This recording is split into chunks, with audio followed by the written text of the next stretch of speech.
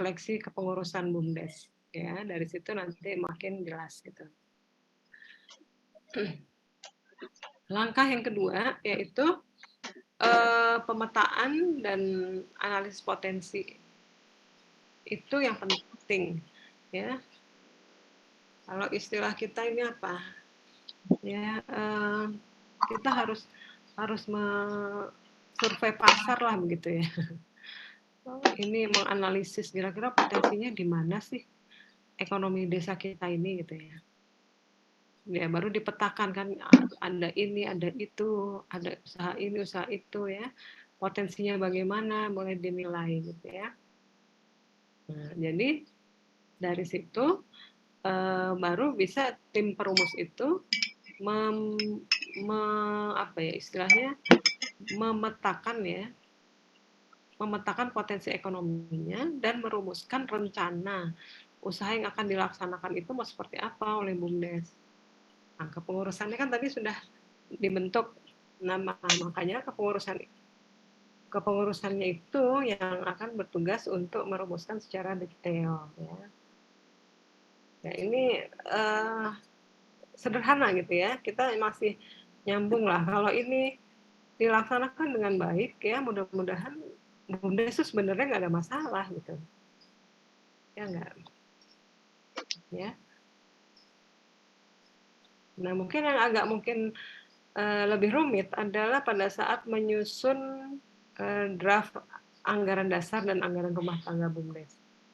Mungkin di sini ada yang senang berorganisasi ya, ada yang ikut Himakta, ada yang ikut Mapala misalnya, ada yang ikut Kopma gitu ya. Ibu dengar ada masuk akuntansi di Kopma. Sekarang sudah mulai bagus ya, gitu. Pendapatannya bagus ya, pengelolaannya juga bagus gitu ya. Pelaporan keuangannya tertib, pakai sistem ya. Kemudian mungkin ada lagi yang ikut organisasi IISI dan sebagainya. Nah, di dalam sebuah organisasi tentunya ada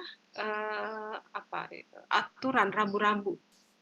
Demikian pula BUMDes. Jadi perlu disusun sebuah ADART BUMDes ya.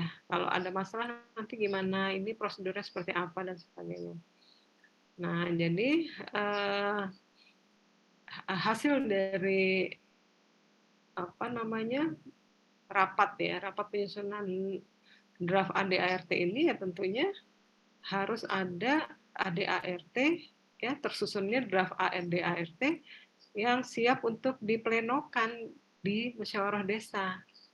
Nah, jadi tim ini tim kecil lah ya, penyusun draft ini bekerja, kemudian dia bermusyawarah ya, dia menyusun draft dan akan dibawa ke musyawarah desa. Di sanalah kemudian di musyawarah desa itu akan diputuskan atau diberi masukan ya, apakah ADART-nya seperti itu atau berubah gitu ya.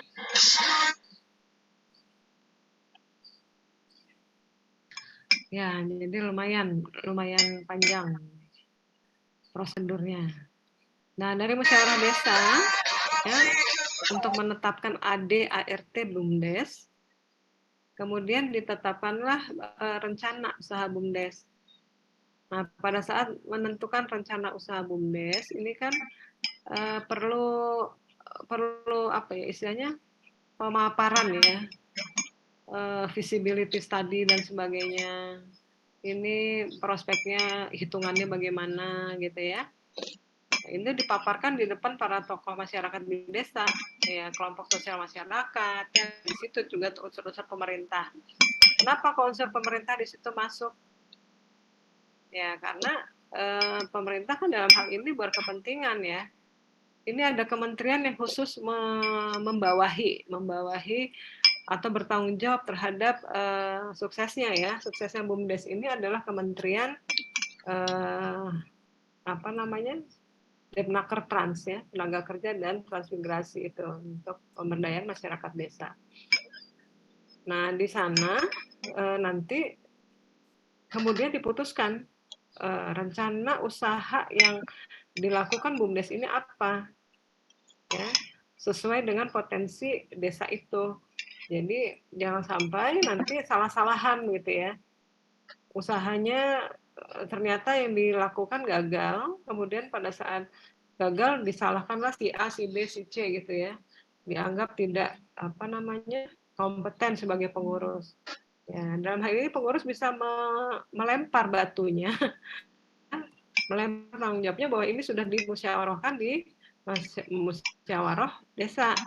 Ya, jadi pengurus sudah lepas sebenarnya, dia sudah bawa ke musyawarah desa ya, bahwa ini loh sudah diputuskan di dalam musyawarah desa. Nah, jadi kalau kalian nanti KKN ya, atau ada yang mau magang ya, ikut magang di MBKM, kemudian masuk ke desa gitu ya. Nah, ini bisa salah satu objek yang bagus gitu ya. Dan saya setahu Ibu memang ini yang menjadi proyek dari KKN juga ya. Magang juga banyak menurunkan mahasiswa untuk membina ini seperti yang dilakukan oleh UGM. Nah, jadi bagaimana desa binaan UGM itu yang dilakukan oleh mahasiswa KKN waktu itu justru berkembang pesat ya setelah mendapat istilahnya pendampingan secara langsung dari mahasiswa. Nah, demikian pula tidak menutup kemungkinan mahasiswa Unila juga bisa gitu ya, bisa mendampingi masyarakat desa di Lampung untuk menjadikan BUMDes itu menjadi BUMDes yang berkembang dan maju harusnya gitu ya. Ya, jadi disinyalir kan ini karena tidak ada pembinaan. Padahal pemerintah katanya sudah melakukan menganggarkan demikian besar untuk melakukan pembinaan dan pendampingan terhadap badan usaha milik desa ini. Ya, oke. Nah, setelah proses itu maka kemudian pengurusnya tadi ya harus dibuat secara legal dalam bentuk peraturan desa. Jadi peraturan desa inilah yang kemudian membuat apa yang dilakukan oleh BUMDes ini menjadi legal gitu ya, baik dari proses seleksi calon pengurus BUMDes ya yang dipilih melalui musyawarah desa maupun seperti tadi ya ada prosedur penetapan rencana usahanya mau seperti apa ya, kemudian tim seleksi pengurus bergerak berdasarkan apa, ini diatur semua dalam Perdes sehingga muncullah legitimasi ya BUMDes itu karena ada Perdes ini gitu. Jadi aman.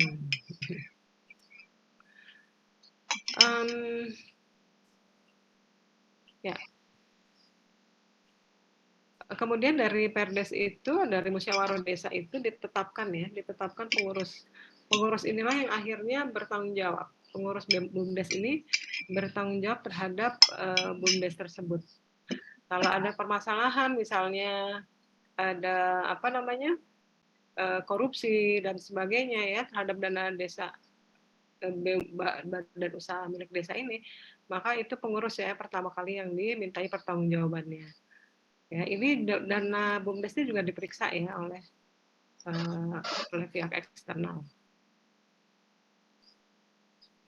Nah, kalau kita lihat ini struktur organisasinya mungkin bisa menjadi istilahnya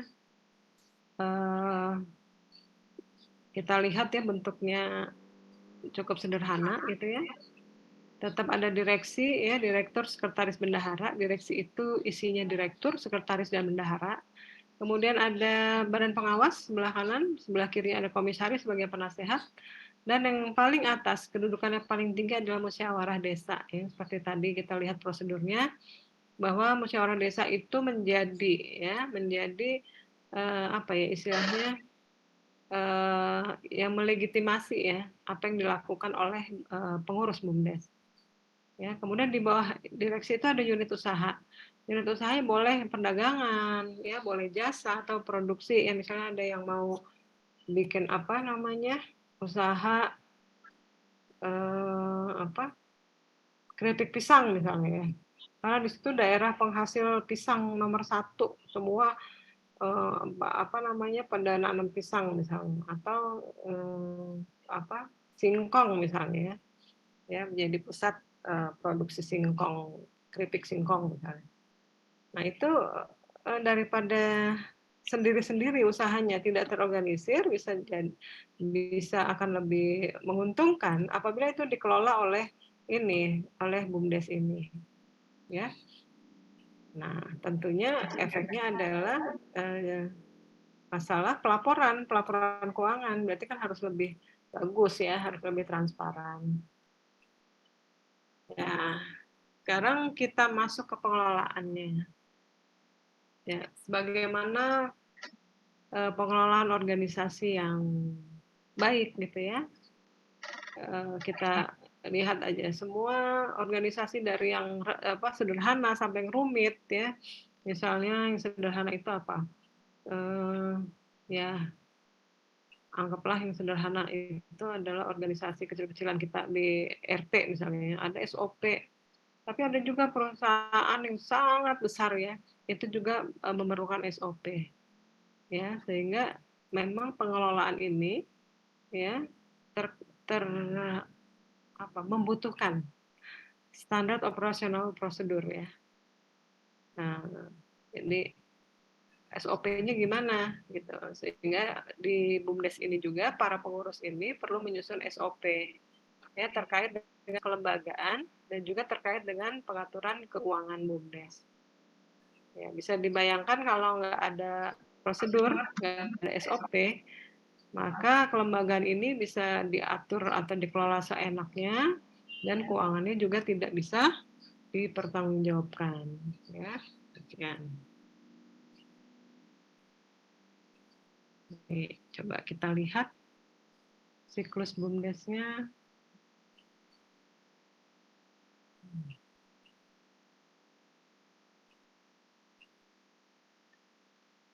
Kelihatan nggak? Ya. Ya, siklus BUMDes-nya ya. Ini masuk ke dalam tahap pengelolaan nih. Kalau tadi kita bicara mengenai penyusunan rencana gitu ya. Ada musyawarah desa, berarti kita masuk dalam tahapan yang namanya perencanaan. Nah, kalau sudah ada perencanaan, ya biasanya hanya tinggal dikelola. Ya, perencanaan mencakup tadi ada analisis potensi, kebutuhannya apa, peluangnya bagaimana, tantangan yang dihadapi apa, itu semua di dalam wilayah perencanaan. Baru kita menentukan urutan prioritas ya, usaha prioritasnya apa aja nih desa kita ini gitu ya. Mungkin kan ada yang berpikir bahwa udahlah kita bikin tambak udang aja gitu ya. Dan satu lagi bilang udah kita bikin pabrik keripik pisang aja ya. Nah semua itu nggak bisa main feeling begitu karena ini usaha yang memang harus dikelola dengan baik ya, sehingga harus ditentukan urutan prioritasnya mana dengan penghitungan potensinya apa ya, hitungannya, kemudian peluangnya bagaimana ya, baru disusun perencanaan keuangan. Oke, nah sekarang masuk ke tahap pengelolaan. Di tahap pengelolaan ini tadi kita tahu bahwa ada yang namanya tata kelola administrasi. Ya, SOP itu diperlukan ya untuk kelembagaan maupun keuangan. Kemudian ada pengelolaan usahanya, untuk produksinya bagaimana, promosi yang dilakukan seperti apa, penjualannya nanti mau bagaimana ya. Nah, itu semua harus dipikirkan pengelolaan usahanya. Nggak hanya sekedar kita mau usaha aja, pokoknya asal jalan aja, biarin aja seperti air mengalir begitu ya. Nah, ini nggak bisa seperti itu ya. Karena ini usaha yang serius begitu ya. Untuk tadi tujuan utamanya adalah untuk meningkatkan kesejahteraan masyarakat desa. Sehingga semuanya harus by data gitu ya, by system. Ya, kemudian pencatatan transaksinya, jangan lupa dipikirkan. Inilah peran, salah satu peran dari akuntan ya. Bagaimana mencatat transaksi kas ya, kemudian piutang, utang ya. Kemudian kalau nanti kita beli barang, persediaan untuk dijual kembali, kita harus catat seperti apa. Nah, itu orang akuntansi yang bisa memberikan apa namanya, istilahnya saran ya atau pendampingan di situ, masukan. Nah, kemudian yang nggak kalah penting adalah membangun jaringan. Ya, kalau dikelola dengan baik tapi nggak ada jaringan, dia akan hidupnya nggak lama gitu ya. Nah, makanya kita perlu gaul gitu ya, perlu membangun jaringan, terhadap transportasinya, jaringan kepada apa namanya pihak yang menyalurkan produk kita dan sebagainya ya. Kemudian pelatihan. Nah, kapasitas itu perlu dilatih ya. Perlu pelatihan supaya ilmu yang kita punya itu nggak hanya itu aja. Jadi kita perlu dilatih. Oke. Nah, itu dari tahap kedua. Setelah perencanaan ada pengelolaan. Nah, setelah pengelolaan kita perlu adanya pengendalian, ya. Nah, pengendali ini gimana? Ya, mungkin yang biasa berorganisasi sering rapat ya. Ada rapat biasanya mingguan ya, ini rapat bulanan lah minimal ya, ketemu semua pengurus ya, membicarakan mengenai apa namanya progres pekerjaan ya. Kemudian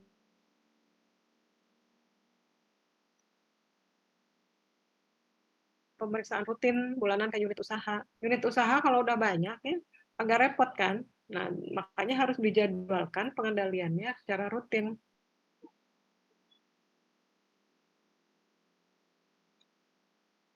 Tingkat yang apa ya, istilahnya memanfaatkan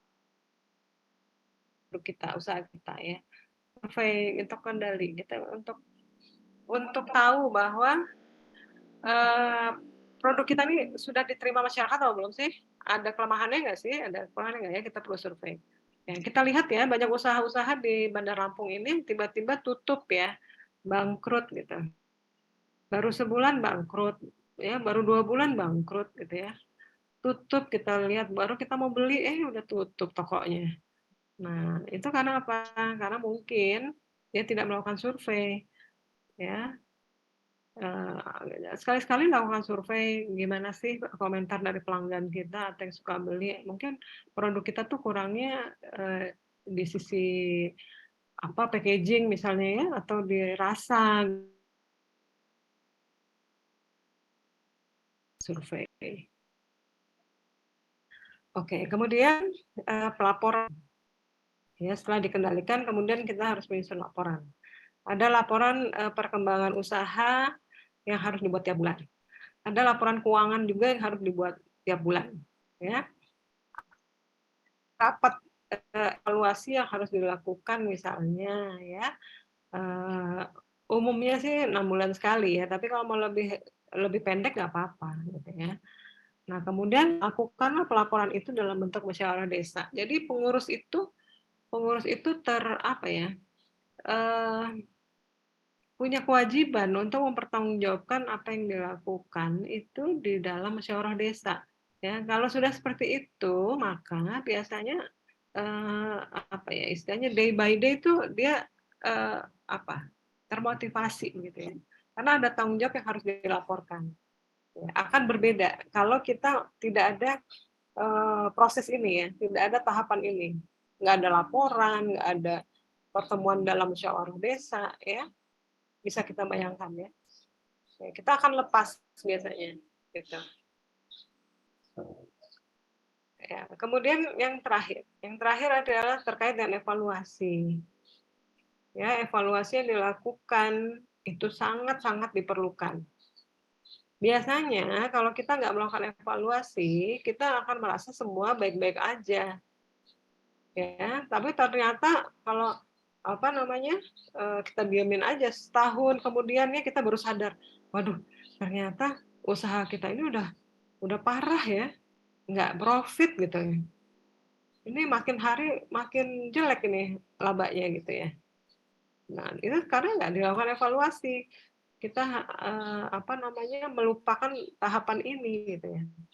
Nah, tapi pada saat kita ada tahapan evaluasi, maka kita mencoba melihat kembali ya, mencoba mengevaluasi organisasi kita, usaha kita ini. Efektif nggak pengelolaannya? Efektif nggak kinerja keuangan kita? Ya.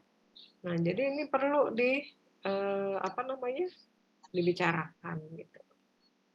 Ya, perlu dirapatkan. Pengurus itu perlu ketemu. Ya. Nah, kalau siklus BUMDes ini sudah dilaksanakan oleh semua BUMDes gitu ya dengan baik, kira-kira BUMDes itu akan maju apa enggak ya? Ya. Kalau siklus ini dilakukan dengan benar seperti ini, harusnya semua BUMDes eh, berkembang dong ya. Ya, setelah evaluasi kan kita akan tahu bahwa ternyata unit usaha yang kita pilih kemarin membuat pabrik keripik pisang itu ternyata nggak profitable gitu, nggak bagus gitu ya. Jangan-jangan ini bagusnya di desa kita ini bikin karena dekat dengan laut gitu ya, mungkin bikin aja tambak udang misalnya. Itu kan bisa bisa kita evaluasi sebenarnya ya pilihan-pilihan itu. Ya mungkin pada saat memilih usaha nggak langsung dapat ya. Kita tahu bahwa banyak sekali para wirausaha ya, para entrepreneur yang sukses itu bukan sekali dua kali jatuhnya gitu ya, tapi berkali-kali gitu baru akhirnya menemukan jalannya dan kemudian menjadi pengusaha sukses ya. Dan mereka bukannya usaha itu nggak mendapatkan tantangan ya, mereka sangat kerja keras untuk itu. Kita bisa bisa baca gitu ya bagaimana cerita suksesnya ya, success story dari pengusaha siapa tuh, aduh ibu lupa ya, ada yang Chinese tuh ya. Nah itu karena dia menghadapi melewati masa-masa sulit yang lama, yang cukup lama, tapi setelah itu sukses begitu ya. Sebenarnya kita jangan takut terhadap tantangan, tetapi proses ini harusnya dilakukan gitu ya. Nah demikian pula dengan BUMDes. Nah BUMDes ini apakah ya mengalami masalah yang sama ya dengan usaha individu ataukah ada perbedaan ya, tantangan yang lain ya, karena ini dalam tanda kutip melibatkan banyak orang ya, sehingga tantangannya pun menjadi lebih luas begitu.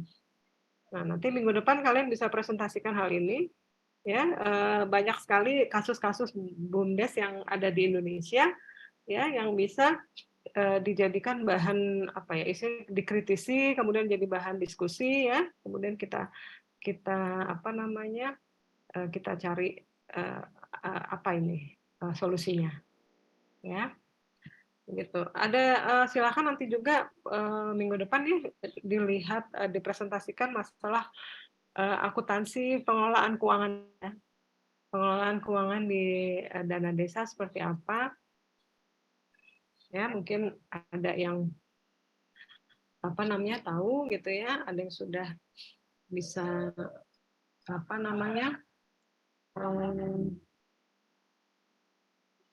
menjelaskan gitu. Nah itu bisa bisa disampaikan nanti ya. Silakan, mungkin demikian yang Ibu sampaikan ya sebagai sebuah eh, pengantar gitu ya terkait dengan materi badan usaha.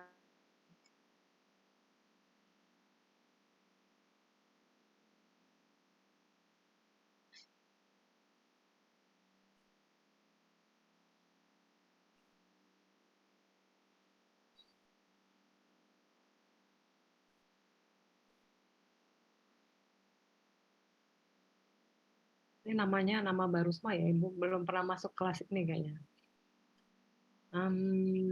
Ya. Tahun 2021 ya? Iya, Bu. 2021. Ini semester berapa? 6. Semester 4, Bu. Semester 4. Ya, semester 4. Baru separuh ya. Ya, kalau lulus 8 semester berarti baru separuh perjalanannya. Ya. Ya, silakan. Kalau ada yang mau ditanyakan? Bu, izin bertanya, jadi untuk minggu depan itu yang presentasi 2 kelompok dengan materi yang tadi ya, Bu? Iya. Oke, Ya. Bu. RPS-nya udah megang? Untuk RPS-nya belum, Bu? Oh, belum. Oh, ya, oke. Ibu share ya. Oke, Karena Bu. minggu depan kita masih materi ini. Materi apa namanya? Dana desa ya. Akuntansi dana desa. Nanti ada yang menyajikan teori dan ada menyajikan kasusnya gitu ya, kasus yang terkait dengan hal ini apa. Kemudian minggu depannya lagi baru kita apa tadi tentang apa ya? Laporan keuangan ya, Bu?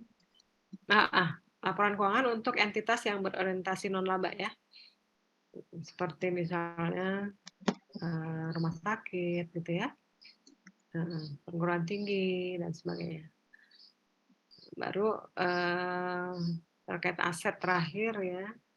Nanti yang keempat itu audit ya, audit keuangan pemerintah. Ya, mungkin demikian. Ada lagi, silakan yang lain. Kalian boleh magang nih semester 5 ya?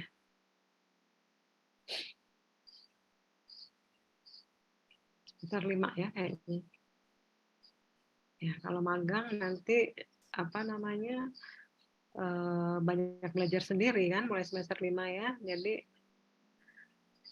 ya mumpung semester 4 mungkin materinya ini ya dipahami dengan baik karena semester 5, 6, 7, 8 itu udah merdeka ya, udah MBKM, Merdeka Belajar, Kampus Merdeka. Kalian mau ambil IT, mau ambil apa magang di mana itu udah bebas ya.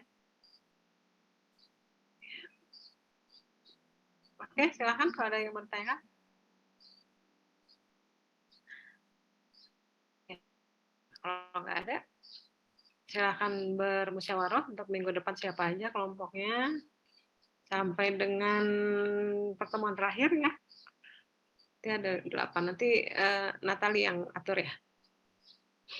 Nah, oke. Itu tadi ini aja ya, pemanasan aja dari Ibu. Nanti diskusinya harus lebih bagus ya untuk minggu depan. Semua diharapkan sudah membaca dengan baik ya. Sehingga kita bisa apa ya, istilahnya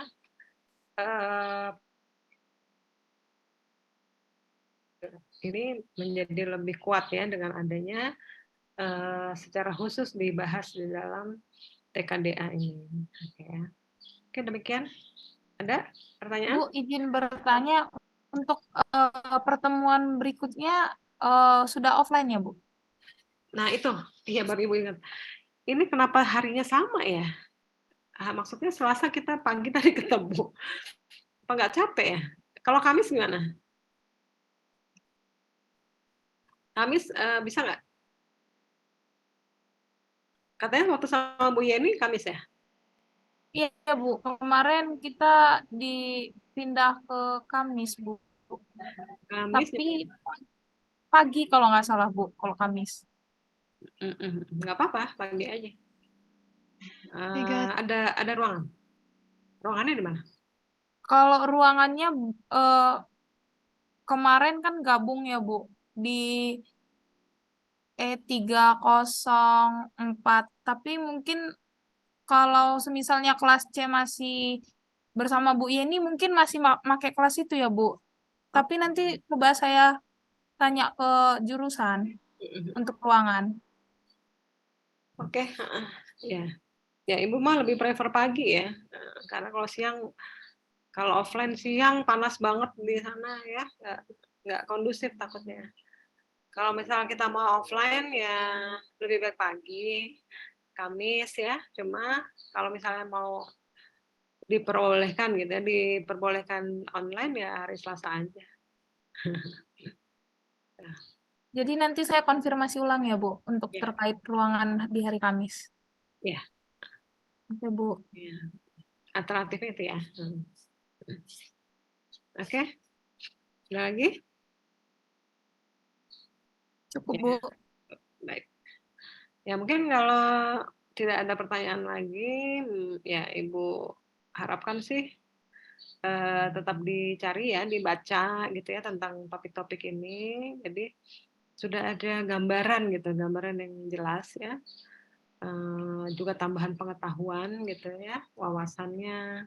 Jadi nanti pada saatnya harus berbicara mengenai hal ini, mungkin pada saat wawancara kerja atau juga pada saat apa namanya melamar pekerjaan, kita memang punya ilmunya gitu ya.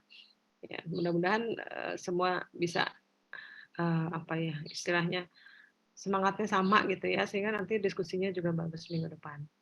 Mungkin demikian ya dari Ibu. Terima kasih banyak atas perhatiannya. Ya, sampai ketemu lagi minggu depan ya kalau kita bisa offline, tapi kalau enggak ya Ibu pikir ya online juga nggak masalah. Ya, mungkin demikian. Ya, terima kasih. Assalamualaikum. Selamat siang semuanya. Ya,